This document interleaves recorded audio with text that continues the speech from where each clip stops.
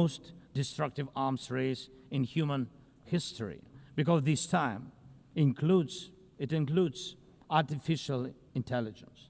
And if there are no real security guarantees except friends and weapons, and if the world can't respond even to old threats, and if there is no strong platform for international security, will there be any place left on Earth that's still safe for people? We need global rules now for how AI can be used in weapons, and this is just as urgent as preventing the spread of nuclear weapons. Mass-produced, simple drones, and without AI yet. None of this would have happened if Putin had not started this full-scale aggression, full-scale war. And every year that this war goes on, weapons become even more deadly. And only Russia deserves to be blamed for this. And for them, that challenge is far greater than climate change. Even being part of a long-standing military alliance doesn't automatically mean you are safe. Just recently, 19 simple Russian drones violated Polish airspace, and only 4 were shut down. Luckily, they were not shaheeds or even worse. Otherwise, the results would have been horrific. Estonia had to call a UN Security Council meeting for the first time in history because Russian fighter jets deliberately entered its airspace.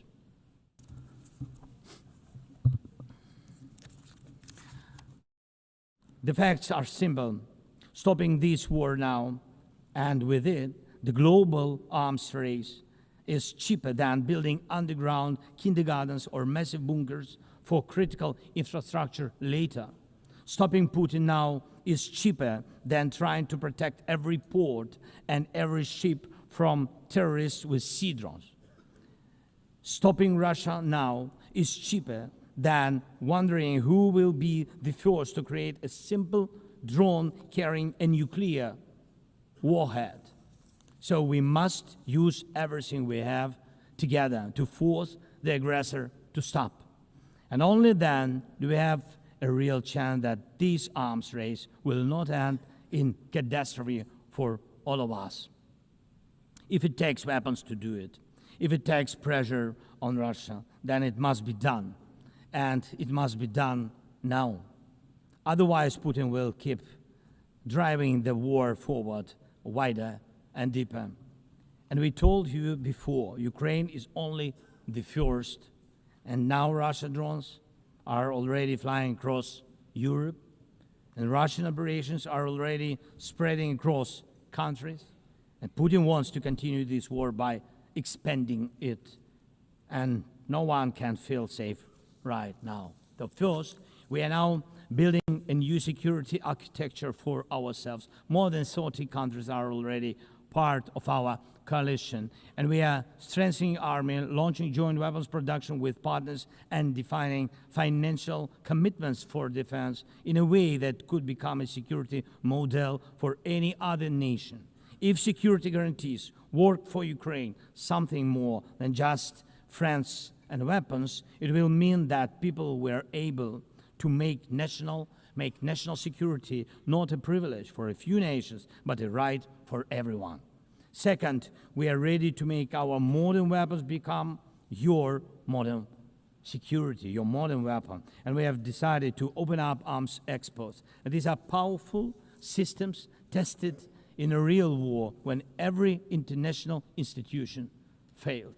And we are also ready to grow our defense production together with strong partners so that their protection is modern and reliable.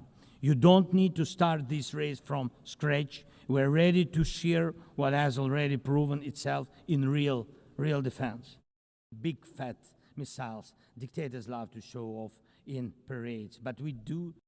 Yesterday we had a good meeting with President Trump, and I also spoke with many other strong leaders, and together we can change a lot. Of course, we are doing everything to make sure Europe truly helps. And of course, We count on the United States. I appreciate the support we are receiving.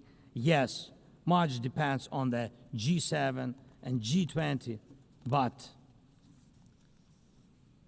in the end, peace depends on all of us, on the United Nations.